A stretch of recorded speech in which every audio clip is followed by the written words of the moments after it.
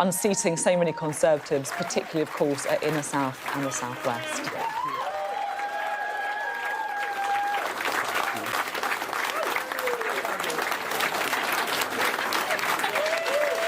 Oh, I can't resist a high five as well. Thank you.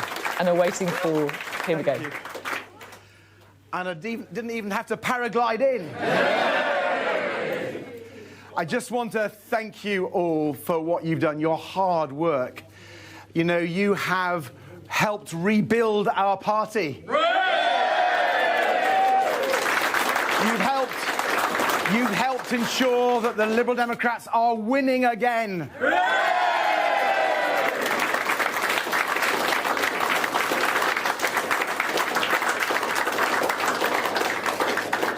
You have helped us get our best results for over 100 years.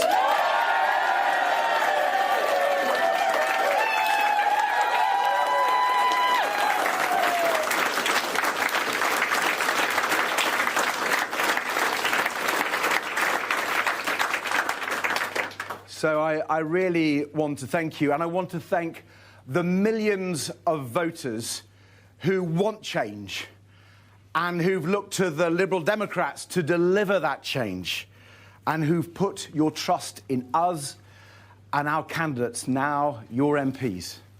They will be your local champions.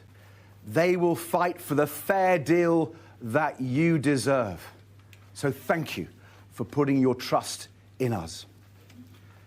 And, you know, trust is a very precious commodity. It's hard won. And sometimes you've lost it, you lose it. And you have to work very hard to win it back. And I want to thank people for trusting us again. We will not let you down. We will honour your trust. And we will keep working so you keep putting your trust in us. I like to think we've done that by listening to you, by hearing your concerns. And that is why in this campaign, we fought a really positive campaign about your concerns, about how we wanted to make sure you got help with the cost of living and the difficult economic circumstances. We listened to you on the environment and your concerns about the appalling sewage scandal, and that's why we have policies to tackle that. And above all, we listened to you about your concerns about the crisis in our health system, in our care system. And that's why we put solving that, fixing that, right at the heart of our agenda. During this campaign, I've told you about my own story of caring and being a carer for much of my life. And I want to thank all the people who've come to me and responded in such generosity, telling me that my story is your story. And I want to make sure that we represent the millions of carers out there as we rebuild our health system and do something special to support carers and care workers. And I think if we do that, we can earn your trust. So I promise you, having put it at the heart of our agenda, we are now going to work on health and care. We're going to go to Parliament to represent you. Our first campaign that starts today is a campaign for emergency budget this month for health and care.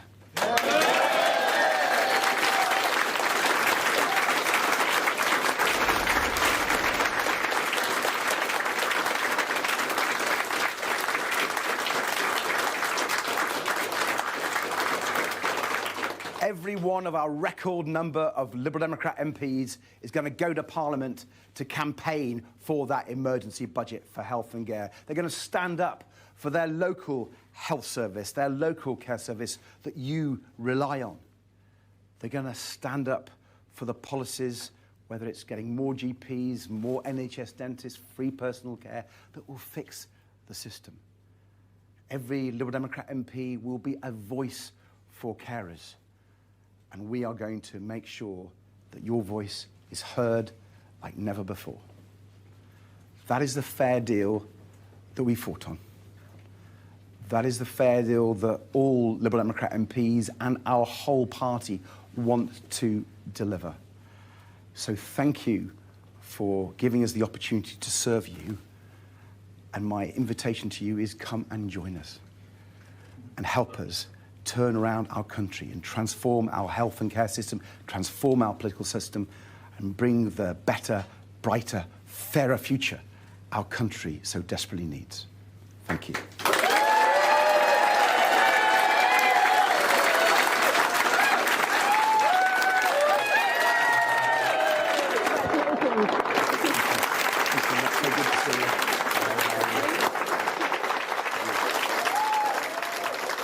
Well, triumphant Sir Ed Davey there in central London, guiding his party, of course, to a record number of seats, 71 at this general election.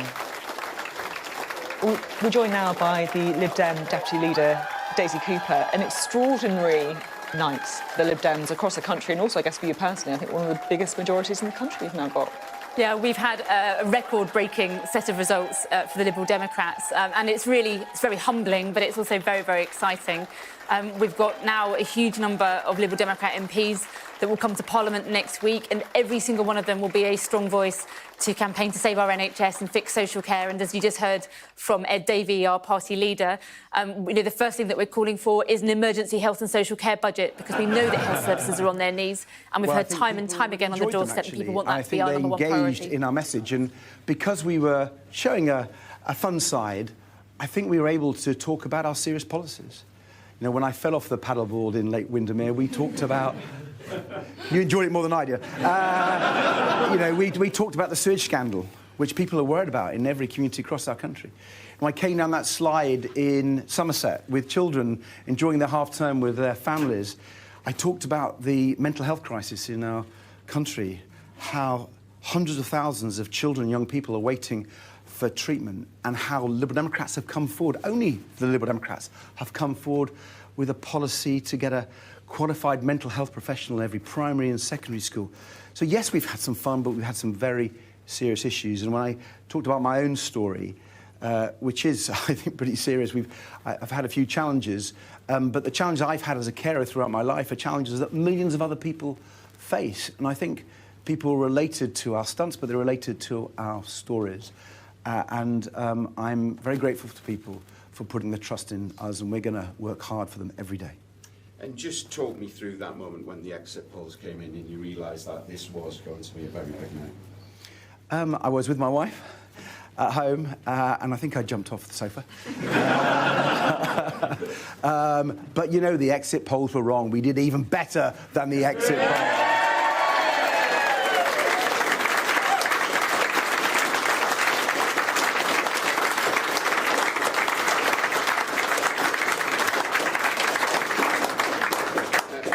Clearly, this is a big night for you, but given the collapse of the Tory party, is this just a one-off for you? Absolutely not. We are going to show in this Parliament that we will stand up for those millions of people who are desperate for change, who want their health and care systems transformed, who want the economy to grow, but also to make sure it grows in a fair way, where people's concerns with the costs of living are actually addressed. And their concerns about the environment, whether it's the sewage scandal, whether it's other aspects of nature being harmed, or whether it's the climate change. We will stand up for those people, and this will not be a one-off. We will win. We've not just won these seats, we're going to win them back again by showing that we will work for people, be their local champions, and be their voice in Parliament. And just on that, I mean, Labour has a massive mandate. Do you really expect to influence their policies? Yes, because we've got the best ideas. We have the most ambitious programme that's well thought through, and I think we will argue it in Parliament. And I would challenge anyone, whichever party, to listen to our ideas, engage with us. We want to work collaboratively with people from all parties to put the national interest first and make sure we do transform our health and care system, deal with all the many challenges facing our country. I'm afraid the Conservatives have left our country in a mess, and it will take some time, but we're committed to transforming our country and helping people who depend on the health service, who aren't getting the care they need, and who want our economy to prosper. And one of those Conservatives is Jeremy Hunt, that's obviously a seat you were targeting. Are you slightly disappointed you didn't edge him out? Well, it's always great to be Conservatives.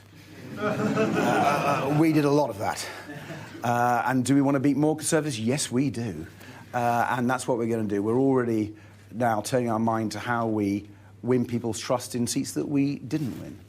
Pull them over to our side, whoever won those seats. And we want to show in the way we behave, the way we conduct ourselves, the quality of our arguments, and the style of which we put them over, that people are won over to our cause. Thank you, Sir Ed Davey. Thank you.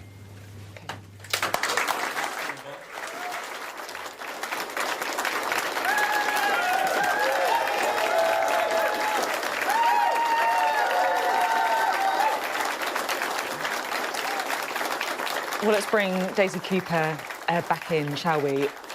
You spoke a little bit about it before we heard from Ed Davey, but I guess what I'm interested in is, what are you going to use those 71 MPs for? Is the idea to, I guess, try and push Keir Starmer to spend a bit more money on public services? Well, look, during the general election, we were very clear about our priorities. We said time and again it's about fixing the NHS and social care, taking real action on the cost of living, and then protecting our local environment, including by putting an end to the scandal of raw sewage dumping. Those were our three priorities during the general election campaign. They're going to be our three priorities in the next Parliament as well. My other question is, you've obviously got an awful lot of seats in England. You've only won 2 seats north of the Humber. Are you effectively a southern party? No, we've won seats in Scotland as well. In fact, we've got seats from, Land's End to John O'Groats. In fact, we have both the seats that have Land's End and John O'Groats in them. So we've got seats the length and breadth of the country, and that will give us a real richness and diversity of views in Parliament. We've got rural seats, urban seats, seats all over, from the West Country and from the home counties. I think we're going to have a fantastic set of new MPs that will speak for all corners of the UK. If you're just joining us this morning, just to bring you up to date with the outcome of the general election, because Keir Starmer has won. The Labour Party will form the next government. We will, of course, hear shortly from Rishi Sunak in Downing Street as well, as he faces the music